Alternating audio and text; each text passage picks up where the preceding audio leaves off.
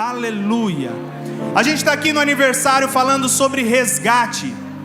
E eu não poderia perder uma oportunidade de liberar algo especial sobre a tua vida.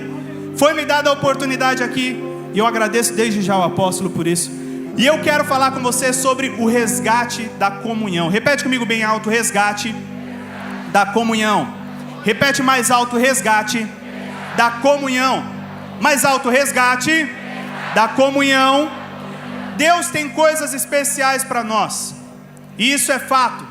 Mas você já percebeu que muitas vezes Ele entrega coisas nas nossas mãos, a gente recebe isso, a gente conquista, a gente acabou de cantar isso aqui, nós tomamos posse daquilo que é nosso, daquilo que foi liberado, mas com o tempo nós acabamos perdendo, nós acabamos largando pelo caminho. E quando você fala espiritualmente, talvez você não enxergue isso de uma forma clara, mas falando fisicamente fica mais fácil. Sempre tem em todo lar, toda casa tem aquele que costuma perder coisas. Tem ou não tem? Se é você, diz misericórdia. É. E se não é você, olha para a pessoa do seu lado e fala: é você, né? Indica ele aí, já avisa que é ele. Você percebe que muitas vezes quando a pessoa perde alguma coisa, vamos aqui comigo. Quando a pessoa perde alguma coisa, depende do valor que ela dá, ela vai procurar constantemente, ou ela simplesmente deixa rolar. Perdeu e esqueceu, deixa pra lá, deixa quieto. Quem aqui já perdeu ticket de estacionamento do shopping? É uma coisa tão simples, fala a verdade. Um pedacinho de papel desse tamanho. Mas quantos minutos da sua vida você perdeu tendo que preencher aquele cadastro, esperando todo mundo te liberar e você conseguindo sair daquele lugar? Uma vez que eu perdi, eu demorei pelo menos meia hora para conseguir sair do shopping. Aconteceu com você? Quem aqui já perdeu óculos? Eita, você ri, né, Esther? Você ri, né? Como que acha depois se você está cego? É, acontece. E o pior de você perder óculos é que você não tem noção de onde ele está. E aí você tem vergonha até de perguntar para outra pessoa que você perdeu o seu óculos, porque, óculos tem que estar na sua cara, não é? E aí você fica meio sem jeito e demora muito mais tempo para encontrar. Quem aqui já perdeu o carro dentro do estacionamento de algum lugar?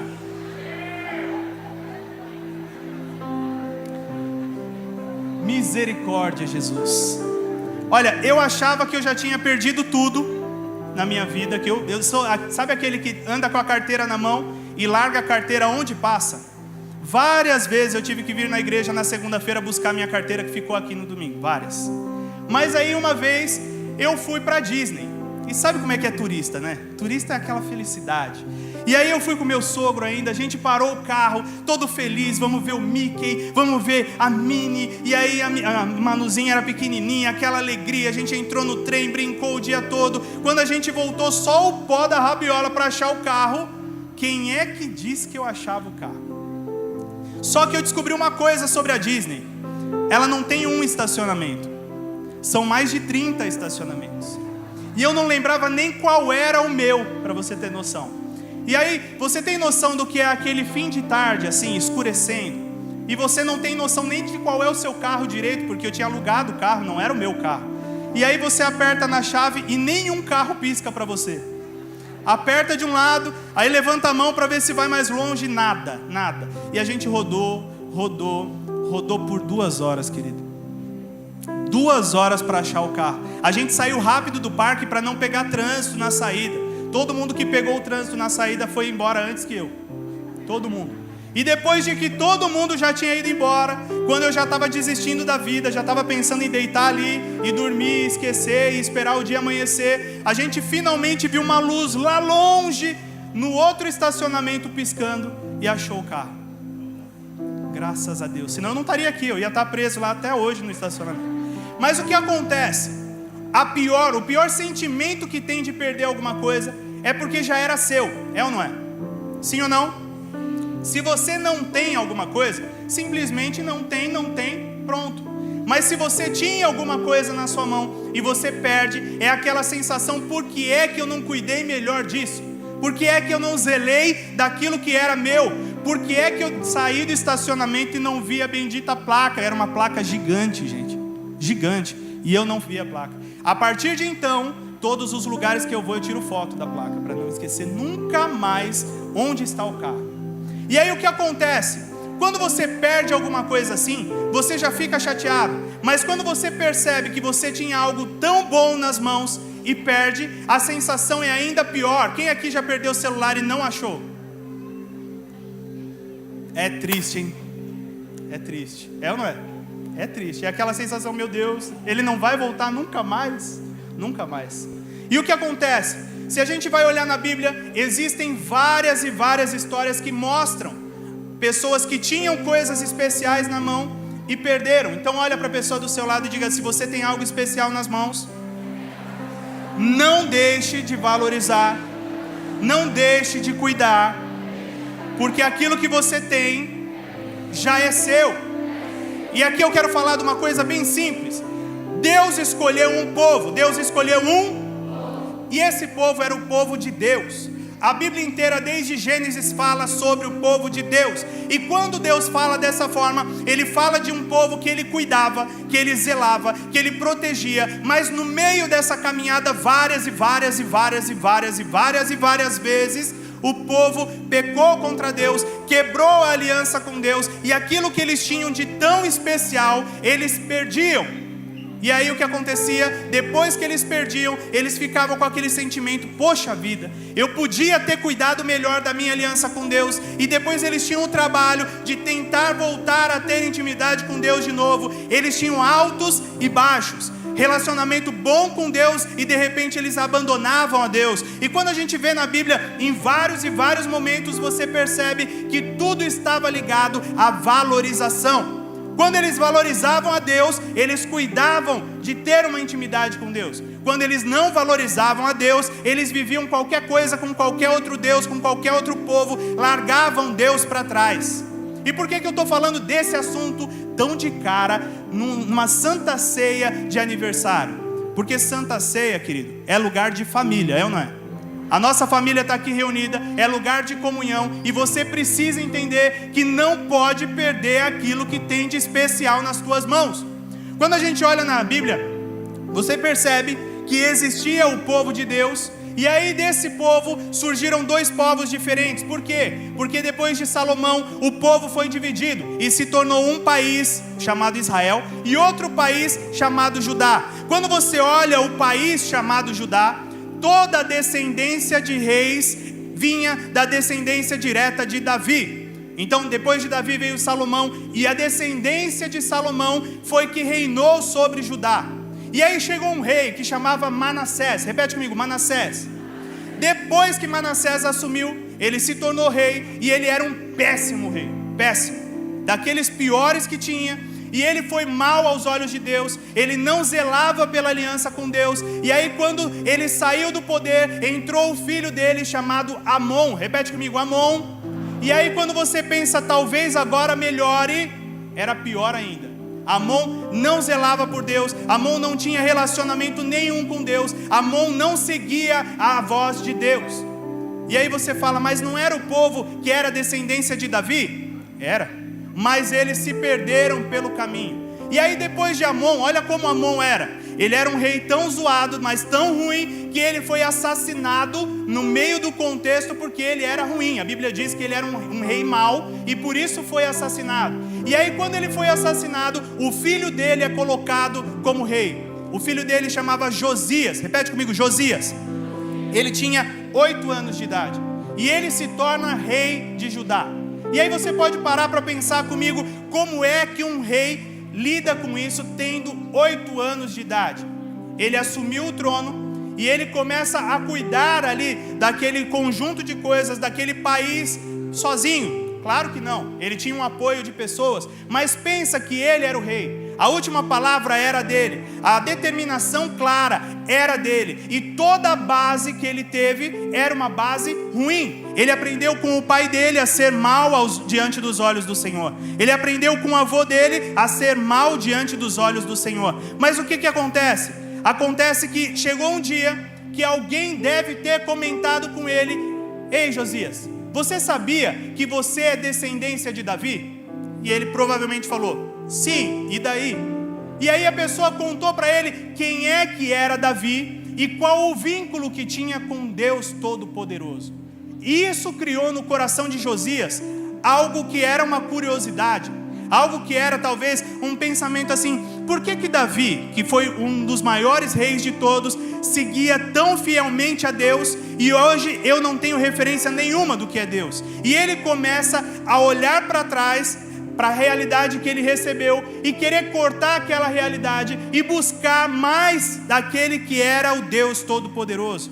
O que eu quero dizer com isso? Talvez você não entendeu nada até agora, mas eu quero dizer para você que muitas vezes o seu passado não era bom, o seu presente não é dos melhores, mas isso não interfere em nada no seu futuro. Por quê? Ele tinha tudo para ser um rei mau, ele tinha tudo para estar longe de Deus, mas naquele momento ele começou a entender que Deus poderia ser alguém diferente para ele. Ele poderia colocar aqui de uma forma mais simples, que Deus tinha um plano com Judá e ele queria viver esse plano de Deus. E aqui a gente vê de uma forma bem simples. Ele percebeu que a família dele perdeu algo tão especial. Mais do que perder óculos, mais do que perder celular, mais do que perder o carro no estacionamento, ele percebeu que a família dele no decorrer do tempo perdeu a presença de Deus no meio do caminho. E o que acontece aqui? Ele percebe que ele tem que resgatar algo para fazer a diferença em Judá. E agora a gente começa a entender melhor tudo isso. Olha para a pessoa do seu lado e diga aí: o que eu faço? Não, fala com vontade. Com essa vontade ele não vai fazer nada. O que é que eu faço para ter um resgate? Eu vou te contar 3 coisas simples que você precisa fazer para ter um resgate. A primeira delas: buscar a Deus. Buscar a Deus. Quando você olha aqui, a estrutura familiar dele era ruim, sim ou não? Sim. Ele tinha bons exemplos? Não. Mas ele foi olhar para a raiz lá atrás e entender qual era a raiz dele. Eu vou resumir para você a raiz.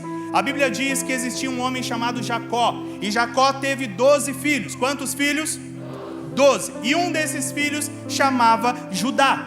E aí quando Jacó vai para morrer, ele libera uma palavra profética sobre cada um dos filhos. Ele abençoa cada um dos filhos. E quando chega para Judá, ele coloca a mão sobre Judá e fala para Judá: de você não se apartará o cetro. Ou seja, você sempre governará, em você sempre estará o cajado, o poder, aquele que vai governar. Por isso essa palavra foi liberada lá atrás sobre a vida de Judá.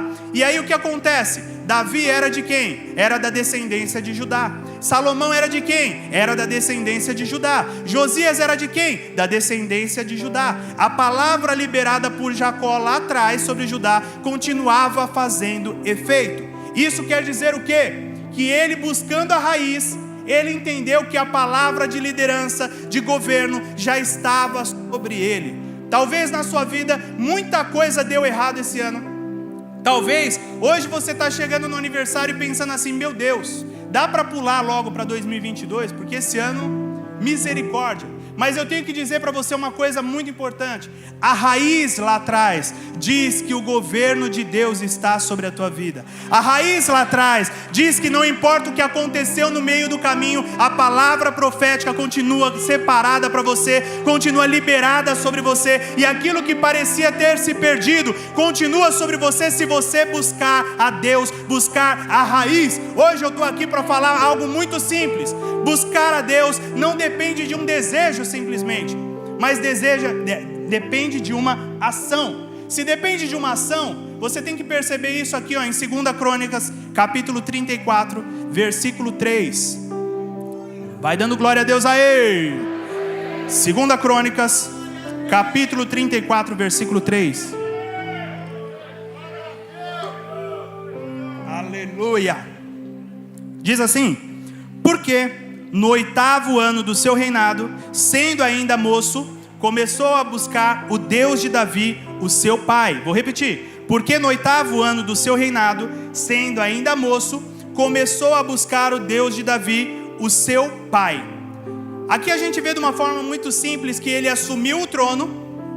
8 anos depois é que falaram disso para ele, que ele era descendência de Davi, e ele começa a buscar a Deus. Se ele assumiu com 8 anos, Isso é sinal de que 8 anos passaram para frente, e no 8º ano, ele tinha 16 anos, ele começou a buscar a Deus. Ele era jovem, sim ou não? Mas com 16 anos, ele percebeu o tamanho da grandeza de Deus. E um ponto que é importante da gente ver aqui, se ele olhasse simplesmente para o momento atual que ele estava vivendo, ele talvez não buscasse a Deus, porque ele estava numa boa. Se ele olhasse para aquilo que ele recebeu de herança dos pais, dos avós, ele não buscaria a Deus, porque eles ensinaram ele que não era necessário ter Deus. Mas aqui o ponto é que grande parte dos nossos problemas acontecem porque nós não conseguimos enxergar quem nós somos de verdade. No meio do processo, Manassés, Amon e tantos outros reis de Judá se perderam, porque eles não enxergaram quem é que eles eram diante de Deus. Eles simplesmente se misturavam com outros povos. É aquela coisa assim, eles tinham vivência com pessoas que não seguiam a Deus, e eles começaram a aceitar aquilo tudo como se fosse bom. Eles começaram a seguir outros deuses como se fosse bom. Eles começaram a andar nos caminhos errados como se fosse natural. O ponto é que eles não entendiam quem eles eram diante do Senhor. E esse é o problema do cristão, querido. Muitas vezes a gente passa não só por dificuldade, porque a Bíblia não diz que você não passará por dificuldade, mas a Bíblia diz que você vai sair vitorioso, que você vai conquistar. O ponto é que muitas vezes no meio do processo a gente esquece quem nós somos. A gente esquece que Deus nos convocou para sermos guerreiros. E como guerreiros, vocês viram aqui, tem a questão do escudo para defender, mas tem a questão da espada para atacar.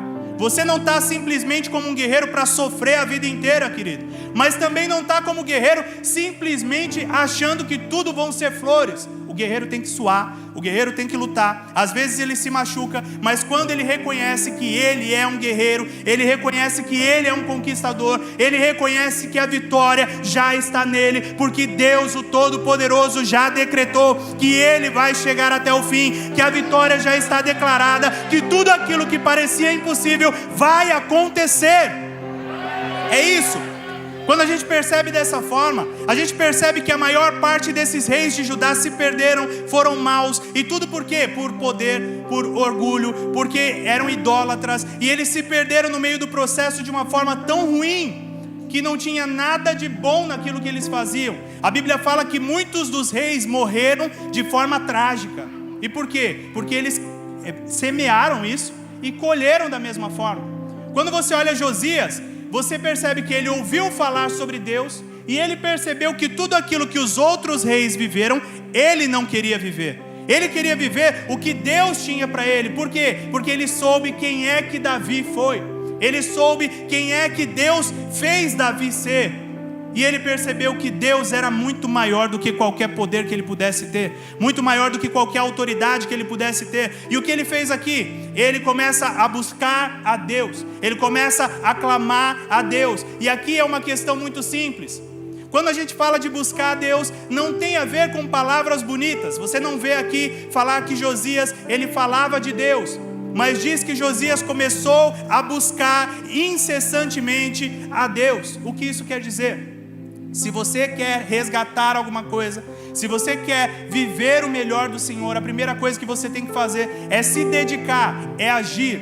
Então a questão aqui não é estar disposto simplesmente a ouvir falar de Deus, mas é estar disposto a conhecê-lo mais. Quando a gente fala de Santa Ceia, a gente está falando de algo que está ligado à comunhão com Cristo.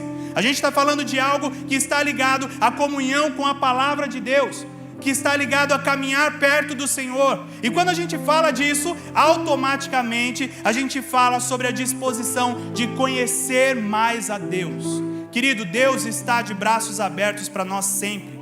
A questão é que muitas vezes a gente se acomoda e deixa de valorizar esse relacionamento. Quando você olha lá em Jeremias 29:13, buscar-me-eis e me achareis quando me buscardes de todo o vosso coração. Você quer mais de Deus? Busque a Deus. Você quer uma transformação? Busque a presença do Senhor. Josias não tinha base, Josias não sabia quem era Deus, mas ele se dedicou a conhecer a Deus, a buscar a Deus, e Deus transformou completamente a vida de Josias. Se Deus fez o que fez na vida de Josias, que você vai ver daqui a pouco o que aconteceu, por que é que nós paramos pelo caminho? Por que é que nós pensamos, Deus, nós já te conhecemos e pronto? Chegou a hora da gente ir além, querido. Esse aniversário fala de resgate, não só de coisas físicas, mas diz resgate sobre resgate espiritual. Aquilo que você já viveu com Deus vai ser pequeno perto do que você ainda vai viver. Aquilo que você conheceu da presença de Deus vai ser pouco perto do que você vai conhecer. É hora de viver o sobrenatural, é hora de viver os milagres, é hora de viver o poder de Deus por onde nós passarmos. A Bíblia fala sobre milagres e milagres e milagres, e todo momento você vê de forma clara que para ter milagre, para ter resposta de Deus, tem que ter a presença de Deus. Se nós queremos os milagres, nós temos que estar dispostos a buscar e conhecer e conhecer e conhecer mais de Deus. Quando Josias tomou essa iniciativa, ele deu como se fosse um primeiro passo, mas eu disse que eram 3. O segundo passo é se purificar. Repete comigo, se purificar. Ele tinha 16 anos, a Bíblia diz aqui que ele tinha 16 anos. E depois 4 anos se passaram, então ele tinha quantos anos? Me ajuda na matemática aí. 20 anos, ó, todo mundo aprovado aqui em matemática. 16 anos, 4 anos se passaram, ele conhecendo a Deus, ele caminhando com Deus. Quando ele chegou com 20 anos, ele já tinha 4 anos de relacionamento com Deus. Quem aqui tem pelo menos 4 anos de evangelho, levanta a mão. Você está na mesma fase que Josias. Ele já conhecia a Deus há 4 anos. Só que o que acontece? Quando ele conheceu a Deus no princípio, a Bíblia diz que ele começou a ouvir e começou a buscar a Deus. Então ele queria mais de Deus. Só que chegou um momento que 4 anos se passaram e ele já tinha vivência com Deus, e ele percebeu que existiam coisas nele que ele precisava mudar. Existiam coisas nele que ele precisava arrancar. Existiam coisas também em Judá que precisavam ser tiradas. Por quê? Depois que Salomão foi rei, a Bíblia diz que no final da vida de Salomão, o que ele fez? Começou a adorar outros deuses. E aí ele começou a construir vários altares a outros deuses. E os filhos dele fizeram o quê? Construíram altares. E os filhos dos filhos construíram altares. Foram mais de 300 anos entre o reinado de Salomão até chegar em Josias. Foram mais de 300 anos que o povo de Judá ficou construindo altares, construindo estátuas a outros deuses, se dobrando diante de deuses pagãos. E aí o que acontece? Pensa comigo. Se Josias assume um reinado e ele olha pela janela ali do palácio, o que ele mais via do lado de fora? Altares a deuses pagãos. Ele, com 4 anos de vivência com Deus, percebeu que aquilo ali não podia permanecer. Ele percebeu que aquilo que estava ali precisava ser arrancado. Por quê? Porque Deus nos recebe como nós estamos, mas Deus também nos transforma no meio do processo. Não adianta você conhecer a Deus e falar: Deus conhece o meu coração. Essa frase é a frase mais dita hoje. Deus conhece o meu coração, e Ele conhece realmente. Você pode vir com tudo que você tem de ruim e Deus vai te receber. Só que a Bíblia diz que Deus não se agrada do pecado. Deus não se agrada das coisas erradas. Se Deus não se agrada das coisas erradas, o que Josias tinha que fazer aqui? Jogar para fora aquilo que não prestava. Então, o que ele se posicionou a fazer tendo 20 anos? Ele começou a destruir todos os altares pagãos dentro de Judá. Todos. Ele passava, via um altar, ele primeiro queimava, botava fogo no altar, derrubava todas as pedras, não deixava nada ali. Ele pegava as estátuas, quebrava as estátuas dos deuses pagãos, tudo para provar o quê? Que o Deus Todo-Poderoso era o único digno de adoração, era o único digno de louvor, era aquele que era o Deus de Judá a partir de então. Ele se posicionou primeiro e ele começou uma purificação, repete comigo, purificação, em toda Judá. Quando a gente pensa em purificação, é a mesma coisa que pensar em limpeza.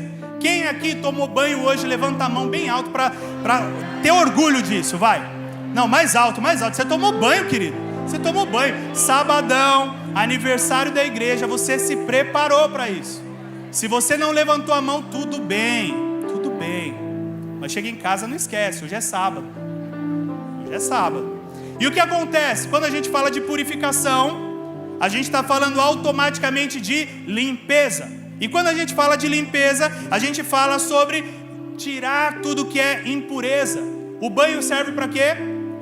Tirar as impurezas, a sujeira do nosso corpo. Tem gente que tem uma dificuldade um pouco maior para aproveitar esse momento. Mas quem gosta de banho, levanta a mão bem alto. Agora todo mundo gosta, né? Ninguém vai assumir, não, eu não gosto de banho. Mas o que acontece? Se você for pesquisar sobre isso, dizem que se você fica muito tempo sem tomar banho, as impurezas da pele trazem problema para a sua pele e podem trazer problema até mesmo para os seus órgãos internos. Você sabia disso? Então você que não costuma tomar banho, comece a tomar agora. É funcional isso. E o que acontece? Se você tem sujeira no seu corpo, automaticamente você vai ter problemas maiores. Aqui a questão é que quando nós aceitamos e convivemos com coisas que não agradam a Deus, automaticamente elas vão fazendo parte da gente, vão grudando na nossa pele, vão fazendo parte do nosso ser, e quando menos você percebe, você já aceita aquilo como normal. Pensa o povo de Judá.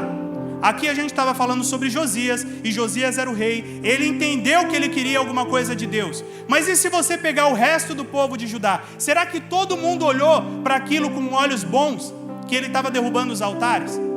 Será que todo mundo olhou como uma posição legal, todo mundo aprovando o que Josias estava fazendo?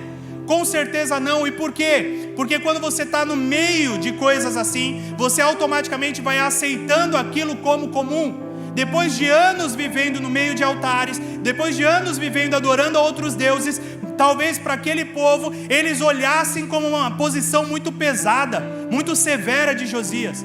Mas o que Josias entendeu? Mais do que agradar o povo, eu tenho que agradar o meu Deus. E quando eu tenho que agradar o meu Deus, eu vou jogar para fora tudo que não presta, tudo que não serve. Por quê? Porque ele não se apegou ao que estava deixando para trás.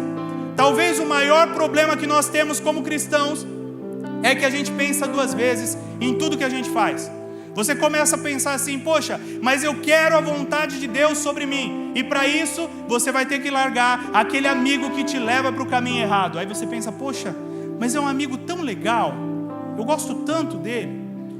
E aí falam para você, você vai ter que parar de usar droga. E aí você fala, poxa, mas é tão da hora quando dá aquele pico. Sabe aquele pico? Nossa, é tão da hora. Não, você vai ter que largar isso. Eu vou ter que largar as baladas que eu ia. Nossa, mas era tão da hora chegar lá e estar com o pessoal e curtir. Eu nem bebia. Quando você está dentro de uma situação, tudo que acontece naquela situação gruda na sua pele e você acha comum, acha normal. Muitas vezes o nosso problema é esse. A gente não quer abrir mão daquilo que deveria ficar para trás para seguir adiante. Se Josias se apegasse a essas coisas, ele jamais seguiria a Deus. Ele ia viver como o pai dele viveu, como o avô dele viveu, e jamais seria o rei de Judá, que é reconhecido até hoje pelo que ele é. Pensa comigo, se Deus te tirou do mundo, não foi para te limpar no meio do caminho, para te limpar mais ou menos, para deixar aquela sujeirinha escondida. Deus te tirou de onde te tirou, para que você tenha parte com Ele, para que você seja bom aos olhos do Senhor, como a Bíblia diz que Josias foi. E o que isso quer dizer? Quer dizer que esse é o momento de maturidade, querido. Se existe maturidade, você coloca na balança e você avalia o que vale a pena deixar e o que vale a pena levar. Se vale a pena deixar para trás e seguir a Deus, deixa hoje. Hoje. E tem hora que a gente pensa assim, mas o meu pecado nem é tão grande, ou isso não é um pecado, mas se te afasta de Deus, automaticamente faz mal para você. Se isso te iguala com o que acontece lá no mundo, automaticamente faz mal para você. Nossa, o pastor está pegando pesado, hein, apóstolo? Por que você deixou ele falar isso hoje? Eu tinha que falar isso para você, sabe por quê? Deus escolheu você para viver coisas grandes. E não é amanhã, é a partir de hoje. Só que para isso você tem que jogar fora o que não presta. Você tem que largar para trás o que não serve. O coração que transborda Deus não tolera ídolos ou qualquer outra prática que desagrade ao Senhor. Eu vou repetir essa frase para você. O coração que transborda Deus não tolera ídolos ou qualquer outra prática que desagrade ao Senhor. A atitude dele aqui era uma atitude de renovação de aliança. Quando você quer renovar a aliança, você tem que estar disposto a começar do zero e fazer de novo. Ele percebeu isso.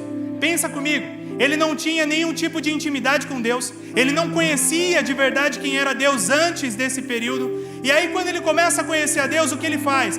Eu quero renovar a aliança de Judá com Deus. Por quê? Porque ele sabia que Judá era o povo escolhido.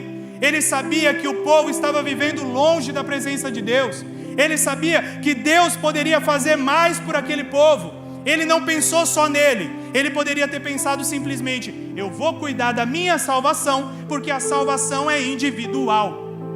Mas ele entendeu que muita gente precisava seguir a vontade de Deus. Será que você conhece gente que precisa de Jesus? Sim ou não? E depende de quem mudar a vida dessa pessoa, querido? Depende de quem? De nós não, depende de você. Cada um tem a sua decisão, cada um tem que ter a sua posição. E aí você entende que ele se purificou e ele foi para o próximo passo, que era mudar a estrutura. Repete comigo bem alto 2 vezes: mudar a estrutura. Mais uma vez: mudar a estrutura. Todo relacionamento com Deus é construído passo a passo, sim ou não? Da mesma forma que o relacionamento normal aí é construído passo a passo, com Deus é a mesma coisa.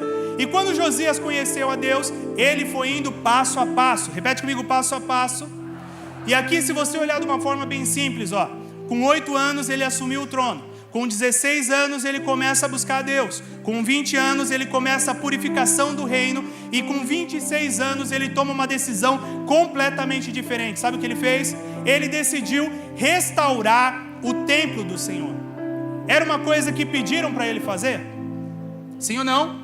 Não, ninguém pediu para ele fazer. Era uma coisa que Deus cobrou dele, obrigou ele? Não. Mas ele entendeu que purificar e restaurar o templo faz parte de todo aquele que é cristão, que segue a Jesus. O que seria restaurar o templo hoje? Reformar o templo hoje? É fazer com que a nossa vida esteja firmada em Deus, mudar toda a estrutura que nos leva para longe de Deus. E aí o que acontece aqui? Ele tomou a decisão, ele juntou uma equipe, deu todo o recurso para a equipe e falou para a equipe: vamos lá e vamos começar a reformar o templo. E a Bíblia diz que o povo foi animado e começaram a reformar o templo, mas acharam uma coisa no meio do templo. Acharam o livro da lei e trouxeram o livro da lei para ele e falaram: Senhor, nós encontramos o livro da lei. Sabe o que era o livro da lei? Era para eles a Torá, a Bíblia. Tem gente que fala que era o Deuteronômio. E o que fala nesse livro da lei? As leis que Deus tinha com Judá e que Judá deveria cumprir para andar perto de Deus. E aí o que acontece? Eles leem para Josias, e Josias fica tão louco da cabeça com aquilo que ele rasga as suas vestes em sinal de humilhação. Por quê? Quando leram para ele uma coisa que ele não conhecia, ele percebeu a distância que o povo estava de Deus. Ele percebeu o tanto que eles caminharam longe da presença de Deus. E ele fala assim: eu quero voltar para perto de Deus. Eu quero que o povo volte para perto de Deus. Eu quero que Judá seja o povo de Deus de novo. E agora você vai ler a Bíblia comigo. 2 Crônicas 34, versículo 30. Diz assim: e o rei subiu à casa do Senhor com todos os homens de Judá e os habitantes de Jerusalém, e os sacerdotes e os levitas e todo o povo, desde o maior até o menor. E ele leu aos ouvidos deles todas as palavras do livro da aliança que fora achado na casa do Senhor. E pôs-se o rei em pé em seu lugar, e fez aliança perante o Senhor, para seguirem ao Senhor e para guardar os seus mandamentos e os seus testemunhos e os seus estatutos com todo o seu coração e com toda a sua alma, cumprindo as palavras da aliança que estão escritas naquele livro. E fez com que todos quantos se achavam em Jerusalém e em Benjamim o firmassem. E os habitantes de Jerusalém fizeram conforme a aliança de Deus, o Deus de seus pais. E Josias tirou todas as abominações de todas as terras que eram dos filhos de Israel. E a todos quantos se achavam em Israel, obrigou a que servissem ao Senhor seu Deus. E enquanto ele viveu, não se desviaram de seguir o Senhor, o Deus de seus pais. O que a gente vê aqui? Vou contar de novo a história de uma forma simples. Ele rasgou as vestes, percebeu como o povo não sabia nada de Deus, e aí o que ele fez? Pediu perdão diante do Senhor, pegou o livro da lei e leu para todo o povo. E quando ele leu para todo o povo, ele disse assim: agora toda Judá vai seguir as ordens de Deus. Agora toda Judá vai viver o que Deus tem para nós. Agora toda Judá vai obedecer e vai viver a grandeza de Deus, porque é o que Deus tem para nós. Sabe o que isso significa? Ele trouxe à memória do povo o que era servir a Deus. Ele trouxe à memória do povo o que era estar perto de Deus. E ele trouxe à memória do povo até mesmo quais eram as promessas de Deus para Judá. E aqui é que a gente percebe uma coisa fascinante. Ele tomou uma decisão de ter uma nova aliança com Deus, e isso afetou o reino todo. Mas ele não só reformou o templo fisicamente, mas ele colocou em vigor uma reforma espiritual. Ele conduziu todo aquele povo para perto do Senhor. Ele conduziu todo mundo para ter Jesus, no caso aqui, para ter Deus como o único Deus da vida deles novamente. E o que isso significa? Que o resgate tem que ter ação. Não tem como a gente ficar falando sobre resgate aqui sexta-feira, sábado, domingo amanhã de manhã, domingo amanhã à noite a gente vai liberar essa palavra sobre você, e você simplesmente toma posse disso, vai para casa e acabou. Resgate tem a ver com colocar em prática, e ele entendeu isso. Ele entendeu que mais do que ler a Bíblia ali no caso, ele precisava contar para o povo, e ele precisava conduzir o povo para Deus, para que todo mundo agisse diferente. Através das atitudes que ele estabeleceu, nada mais é do que colocar Deus como o maior de todos no reino. Ele tirou o poder que ele tinha e disse para o povo: Deus é maior do que a minha lei, Deus é maior do que o que eu digo. A partir de agora, quem senta no trono é o Deus Todo-Poderoso. Você entende o que isso significa? Muitas vezes na nossa vida a gente coloca várias e várias coisas no trono do nosso coração. A gente pode colocar vários ídolos. A gente decide o que quer estar sentado lá. Mas essa noite não é uma noite de você simplesmente olhar e ver o que está lá ocupando o seu trono. Mas é noite de você arrancar, nem que seja na bicuda, o que está sentado nesse trono, para que Deus possa sentar, Ele possa ter o governo, Ele possa reinar sobre a tua vida, e todas as coisas vão ser diferentes a partir de agora. Ele se determinou a mostrar para o povo que aquele trono tinha dono. E muitas vezes o erro está nisso. A gente se acostuma com Deus e deixa de valorizar a Deus. Lembra o que eu falei no começo? O povo de Deus conhecia Deus, o povo de Deus viu os milagres de Deus, mas eles não valorizavam, porque se acostumaram com Deus. O que Josias fez foi trazer a memória e falar: lembrem, aquele é o Deus Todo-Poderoso, que nos tirou do Egito, que nos passou pelo meio do Mar Vermelho, aquele que cuidou de Davi, aquele que cuidou de Salomão, aquele que tem cuidado de nós. É o mesmo Deus que começou a pandemia e cuidou de você durante toda ela. É o mesmo Deus que começou a história na tua vida. É o mesmo Deus que continua. É o mesmo Deus. A questão aqui é: quem é que senta no trono? Aleluia, aleluia. Quando ele entende isso, ele repassa. E ter o trono nas mãos de quem deve é dar o poder para que Deus seja Deus de verdade. Quando Deus se torna Deus de verdade, Ele é Senhor absoluto. E aí todo o governo, todo o poder, toda a autoridade estão nas mãos do nosso Deus, e Ele é quem cuida de tudo. Aí não tem mais necessidade de você se matar, de você lutar, de você sofrer sozinho, porque existe um Deus que cuida de todas as coisas.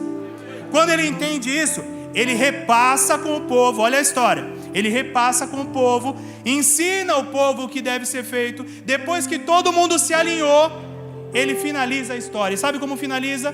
Ele indica para o povo: agora chegou a hora da gente colocar Deus no trono e comemorar e celebrar colocando Deus no trono. Todo mundo agora vai celebrar a Páscoa. Você pode dar um glória a Deus por isso? Eles estavam preparados espiritualmente.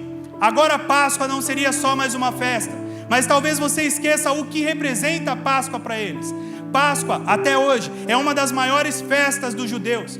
E é uma das maiores festas por quê? Porque traz à memória aquilo que aconteceu lá atrás. Traz à memória tudo que Deus fez por eles. O que isso significa? Significa que se você quer um resgate, você tem que ter gratidão na sua vida. Não tem como ter resgate se não tiver gratidão. Depois de tudo isso acontecer, a indicação era clara. Vocês querem resgatar a presença de Deus? E todo o povo com certeza gritou? Não. Depois de tudo isso que Josias fez, com certeza o povo gritou? E aí ele falou, vamos todos celebrar a Páscoa. E o que representava a Páscoa aqui? Representava lembrar de tudo aquilo que Deus tinha feito. Mas mais do que isso, a Páscoa é um símbolo de gratidão. Hoje, nós estamos aqui tendo um símbolo de gratidão, que é comemorar 19 anos, querido. Nós estamos aqui relembrando tudo que Deus fez desde o começo. Talvez 19 anos atrás, alguns não eram nem nascidos. Estamos ficando velhos. Mas talvez você já estava aqui com a gente. Quem já estava aqui com a gente 19 anos atrás? Dá um glória a Deus, acho que esse pessoal já está. Aleluia. E o que acontece? Independente se você está aqui desde hoje é o seu primeiro dia, ou se você está aqui há 19 anos, o simbolismo e o desejo de gratidão é o mesmo. A Páscoa comemorada não era por aquilo que você recebeu na sua casa, mas era por tudo aquilo que Deus fez para o povo de Judá. E Deus fez grandes coisas para a Aliança da Paz, querido. Quem está aqui viu, viveu e tem vivido, porque Deus tem feito grandes coisas no nosso meio. Por isso nós estamos alegres, por isso nós celebramos ao Senhor, e por isso nós relembramos tudo aquilo que Ele já fez, tem feito e ainda fará nas nossas vidas. Você pode aplaudir ao Senhor de verdade agora? Aleluia! Só que tem um detalhe aqui. Quando você percebe, a Páscoa para eles era o quê? A celebração por eles terem saído do Egito. Na época, essa era a comemoração deles. Só que depois, a Páscoa vai sendo realizada na Bíblia várias e várias vezes. Só que quando você olha lá, na última ceia, que hoje a gente está aqui para uma santa ceia, Jesus estava com os 12 discípulos comemorando o quê? A Páscoa, querido. A Páscoa, fala, vamos? Nada é por acaso, nada é por acaso. Depois que você entende o propósito de Deus, depois que você se santifica, depois que você muda as estruturas, estar com comunhão com o corpo de Cristo, estar celebrando a Páscoa, é um fato claro que Deus tem para nós. Jesus, ele reuniu os 12 e ele disse de uma forma bem clara, nós estamos aqui celebrando a Páscoa do Senhor, mas quando ele disse isso, ele dizia também que ele se entregaria por nós e ressuscitaria, e é por isso que nós estamos aqui, queridos. A celebração que nós temos hoje é ainda maior do que na época de Josias. Na época de Josias eles tinham motivos de gratidão lá de trás e coisas vinham acontecendo sobre eles. Só que Jesus veio e deu a sua vida por nós. Por isso a nossa celebração numa Santa Ceia é muito maior do que isso. É uma celebração de vida e vida em abundância. É uma celebração de vida e vida eterna, porque Ele se deu por nós. Ele se deu por nós. E aqui uma questão muito clara. Josias, ele fez a parte dele, mas olha só, ele resgatou as promessas de Deus para Judá. Ele começou resgatando as promessas de Deus. Ele resgatou a intimidade com o Senhor. Ele resgatou o governo de Deus sobre toda a nação. Ele resgatou a memória e gratidão que era a Páscoa. Só que quando nós colocamos Deus como centro hoje, 2021, nós estamos resgatando as promessas de Deus para nós. Nós estamos resgatando a intimidade de Deus com as nossas vidas. Nós estamos resgatando o governo do Senhor sobre nós. Nós estamos resgatando a memória e a gratidão por tudo que Ele fez, por tudo que Ele tem feito e por tudo que Ele fará. Você pode dar um glória a Deus de verdade aí, querido? Aleluia! Hoje, nós estamos resgatando tudo isso. O nosso resgate é um resgate de comunhão, por quê? Porque a Bíblia diz que no momento da Santa Ceia, nós estávamos vendo ali o momento mais íntimo de comunhão de Jesus com os seus discípulos. E quando nós falamos de resgate de comunhão com Cristo, nós estamos falando de ter de volta tudo isso que eu falei. Seja promessas, seja intimidade, seja memória e gratidão daquilo que Deus já fez. Mas todo esse resgate está sobre nós, se nós entendermos o processo. Agora, quando a gente olha tudo que Ele fez, a gente entende de uma forma clara os passos que a gente precisa tomar. Primeiro é buscar a Deus. Lembra que eu falei? Buscar a Deus. Segundo, se purificar. E o terceiro, mudar completamente a estrutura. Você pode dar um glória a Deus por isso? Só que qual é a questão aqui? Se a gente continua lendo, vamos lá para 2 Reis, capítulo 23, para terminar. 2 Reis, capítulo 23, versículo 25, fala assim, ó: e antes dele não houve rei semelhante, que se convertesse ao Senhor com todo o seu coração, com toda a sua alma e com todas as suas forças, conforme toda a lei de Moisés. E depois dele nunca levantou outro tal. Sabe de quem que estão falando aqui? Josias. E de uma forma muito clara diz aqui que não houve ninguém semelhante a ele, que convertesse o seu coração com todas as forças, com toda a sua alma ao Senhor. E quando a gente percebe isso, talvez você pense, mas eu já sou convertido.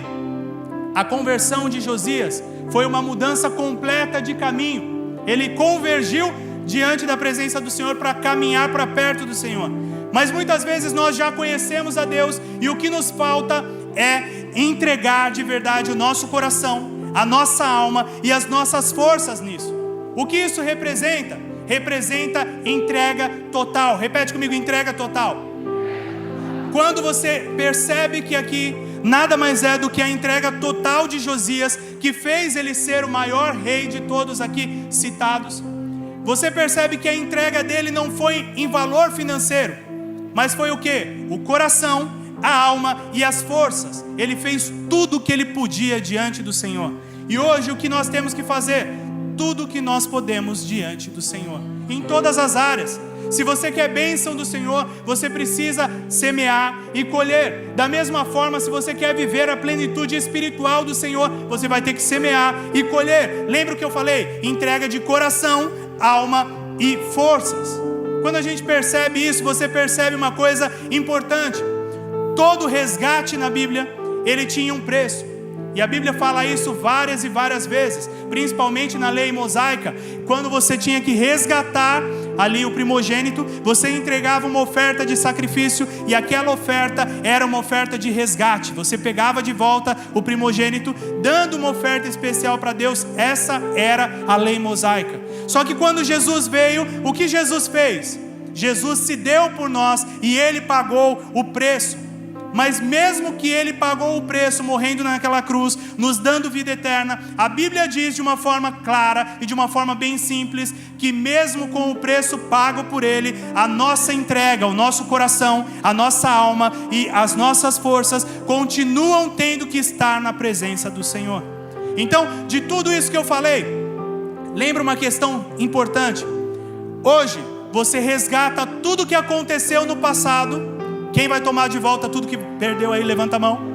Você resgata tudo que aconteceu no passado, mas também resgata todas as promessas de um futuro glorioso na presença do Senhor.